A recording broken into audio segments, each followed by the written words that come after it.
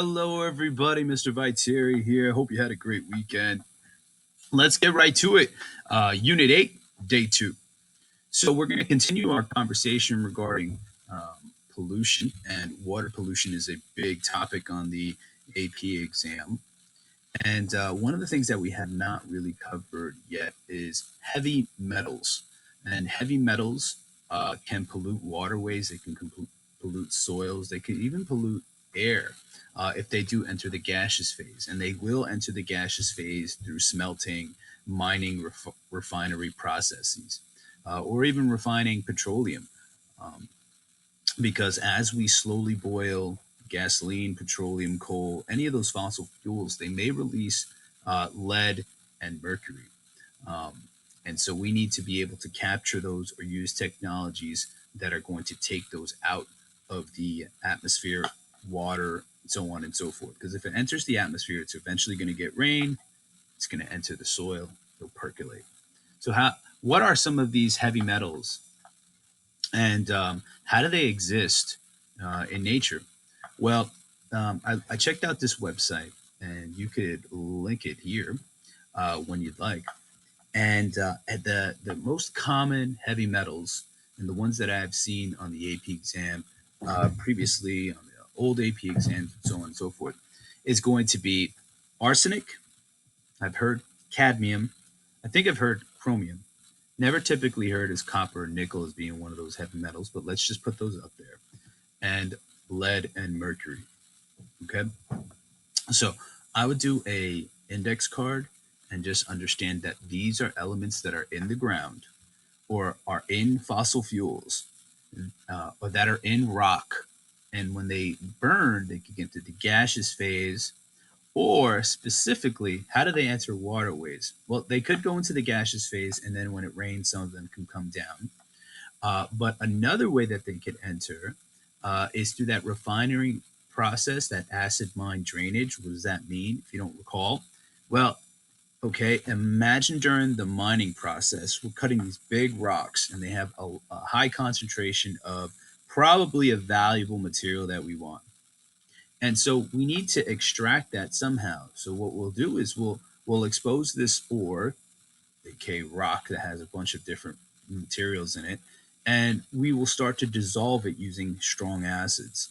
This acid is going to dissolve many things in that rock, and then we could further separate it and get the valuable material that we want, and basically release the unvalued material that we do not need anymore, the overburden.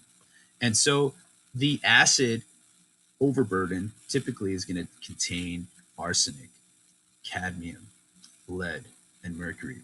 And then if it rains, it's going to take that acid sludge containing those heavy metals and then basically go into a waterway.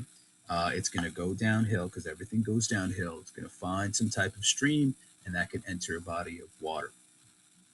Now, here's a disgusting picture. Heavy metals will basically kill plants, they will kill aquatic organisms, and they could pollute waterways. And if we uptake them, they could even kill us. So heavy metals like lead and mercury, and those are I guess, my two top favorite, are neurotoxins.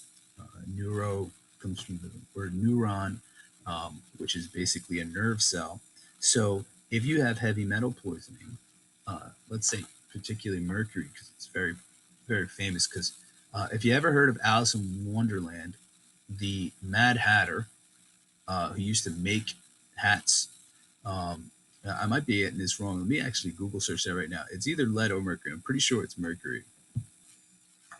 I was right. I was right. And the mercury was used to keep the hats nice and stiff. Well, anyhow, if you created these hats for a long time, you were exposing yourself to small doses of mercury, and that's why he was mad. He was going crazy. Basically, he had Mad Hatter's disease, and a lot of these Mad Hatters are going to, um, you know, well, if you expose yourself over a long lifetime of neurotoxins, there are going to be some consequences to that. And so we want to make sure that we're not going to be exposed to mercury at all. That's why mercury has been removed from, it used to be in old school thermometers. eh, this is Generation Z. You don't have old school thermometers. You have everything digital now. But we used to have a liquid of mercury in these thermometers. And when I say we, actually, I'm too young for that too. So let's go a generation before me. They had mercury and they put it in their mouths, and if it broke, oh my goodness. Um, so mercury is a heavy metal. I want you to remember Mad Hatter's disease. Okay. Also, like lead used to be in paints, and painters or clockworkers sometimes were exposing themselves to these fumes, these heavy metals, the VOCs, and they would get exposed to them as well. Okay. So once again, let's try to recap what are heavy metals. Well, we have the arsenic, cadmium, chromium, copper, lead, and mercury. I love lead and mercury. It's all over the CED.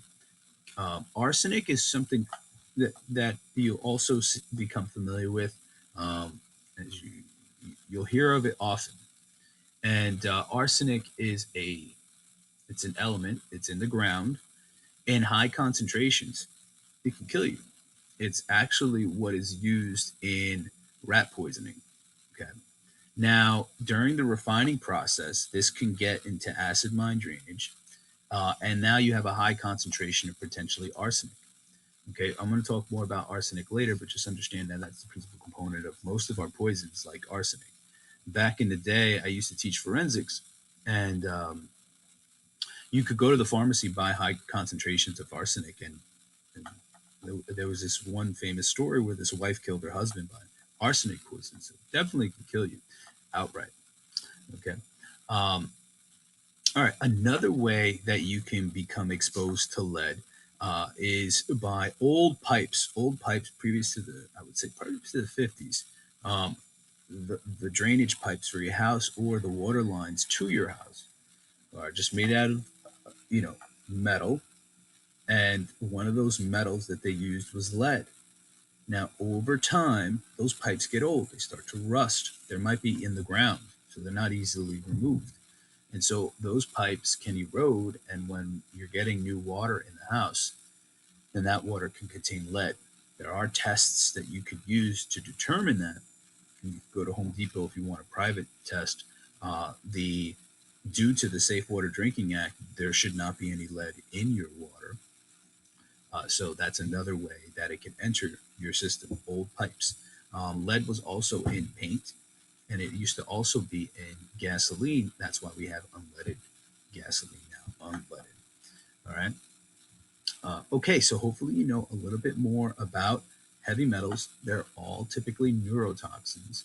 They get into our body by ingesting them or drinking lead in the water.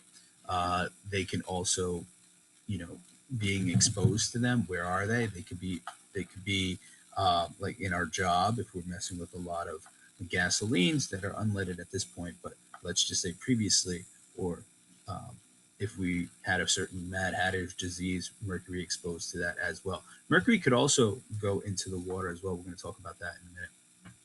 All right, but typically they're exposed into the environment by the refining process. Now, naturally, how can these things end up in the waterways?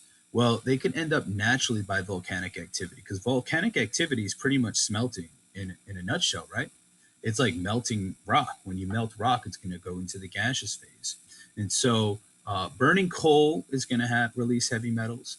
Uh, Volcanic activity is going to release heavy metals. Smelting is going to release heavy metals into the gaseous phase. After precipitation, it comes down.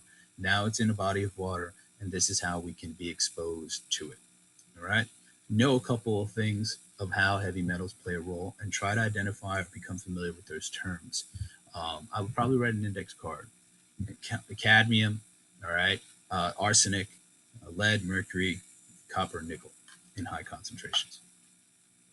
While we're talking about nickel, it's funny, something just popped into my head. It is a heavy metal, so therefore it is dangerous to you. Um, and my daughters keep losing their earrings. You know, they're in sports, so they have to take out the earrings, put their in the earrings, take out the earrings, put their in the earrings, and then we lose them.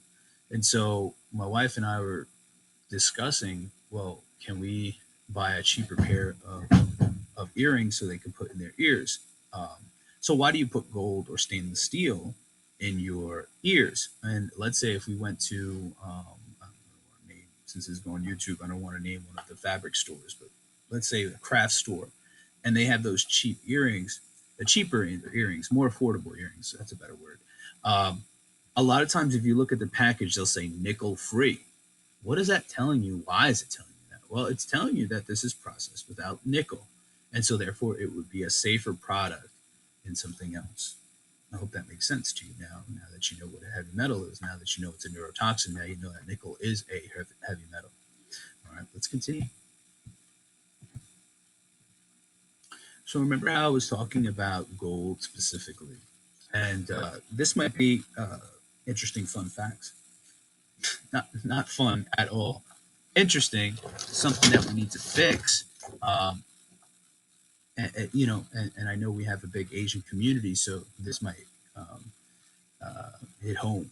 So if you go to this link down here, you're going to see a scientific paper on arsenic poisoning in India. Now, I think India, as opposed to any other country, has a big problem with groundwater being contaminated with arsenic. Because I read a case study on this. So going back to this, there's multiple reasons why this can happen.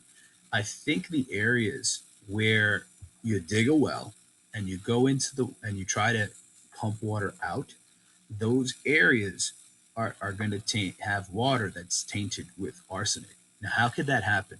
Well, there's a large arsenic deposit around the groundwater, and therefore that can come into the groundwater. So when you're pumping it out, even though you're getting groundwater, it should be relatively clean, it sometimes contain arsenic. And so, interesting story or article if you want to click back on that link over there. Uh, now, on an environmental terms, how is arsenic involved? Arsenic is typically involved by preparing gold. Arsenic, when you find the ore for gold, it's typically going to be present with arsenic. And so when you process that by using hardcore acids to try to wash that out, the arsenic is going to be left over as well. So arsenic is very dangerous. It's a poison. It's commonly used in rat poison. It could be produced during the refinery process of obtaining gold in certain areas. Particularly, we have a case study here in this article. In India, the groundwater is polluted with arsenic. So you want to make sure that you're getting um, a source of water that is relatively clean. Now, it stinks because, it's not going to, small doses of this could kill you for a long period of time. But unfortunately, some people are drinking this water. It's well water. Um, you know, you may not even taste it. You don't taste it. And so something particularly troubling, something that needs to be looked into. Okay. All right, let's continue.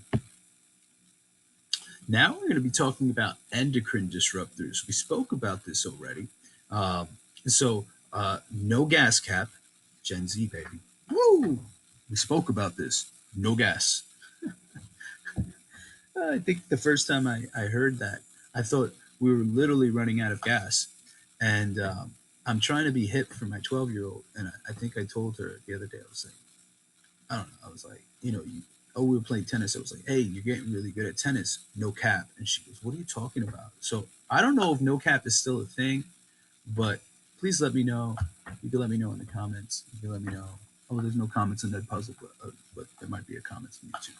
Anyhow, let's continue. So endocrine disruptors, aka what is an endocrine? Those are your glands in your body. The glands in your body control your hormones, your sex hormones, your growth hormones. Everything in your body really gets controlled by hormones. And so if you have something that is affecting those hormones, a lot of things could occur.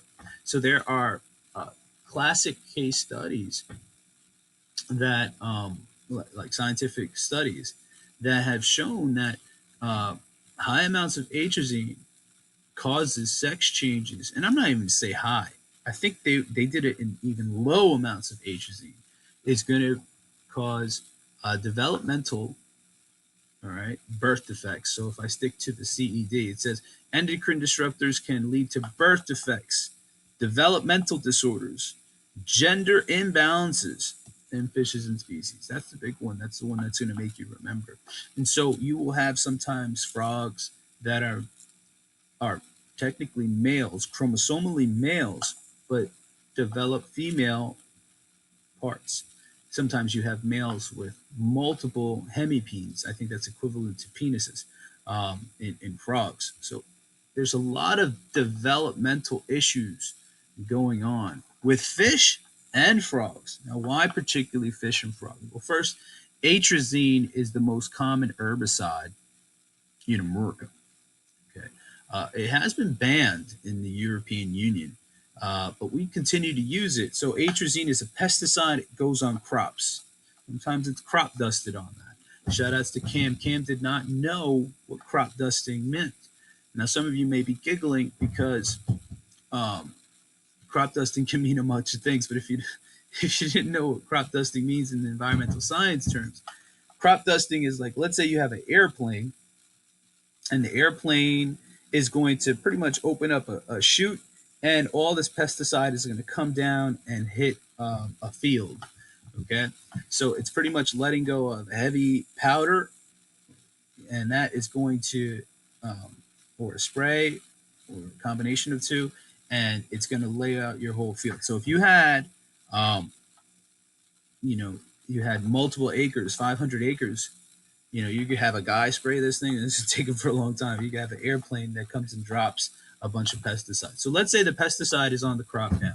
It rains. Well, where's that rain going to go? Some of it goes into the ground, but eventually the ground is pitched, and that water has to go somewhere. It's going to go into a stream, eventually a river, eventually the ocean. So as that water is traveling with it, it's carrying some of the pesticide with it.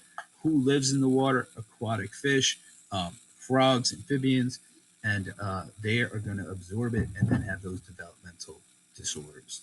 Okay, so let's continue on. Let's do one more. Actually, let's look at this really quick. This beautiful picture. All right. So it says it's trying to. Some people want to ban atrazine, um, and you know that's one thing that you could potentially do. All right. It was banned in the European Union in 2004. It says 80 million pounds of atrazine are used in the USA each year, primarily on corn, rice, sorghum, and sugar. Atrazine is an endocrine disruptor, causes immunosuppression, hermaphrodism, and a complete sex reversal in frogs at a concentration of as low as 2.5 parts per billion. Atrazine is the most commonly detected pesticide in U.S. groundwater and can persist in the environment 15 years after it's applied. There's so many things that this is giving us right now. Uh, it's giving us that this is a POP, a persistent organic pollutant, because it doesn't just break down in like 10 minutes or 30 minutes or 30 days. It takes 15 years to break down. So remember what persistent organic pollutants are. Atrazine is one of them. We used to also have DDT, if you remember that. So try to remember all of that stuff in your mind. We have, so when I think of DDT, I think of Rachel Carson and the Silent Spring, and then I think of the eggs getting crushed by the birds. What else do we have here? We have, what is America's number one crop? Corn. So atrazine is used a lot on corn. Okay. And there are some people that are trying to get this banned. All right. I think we're going to be done for today. You were an excellent audience. I hope you learned something. And of course, let me know on your answers. I'll talk to you later.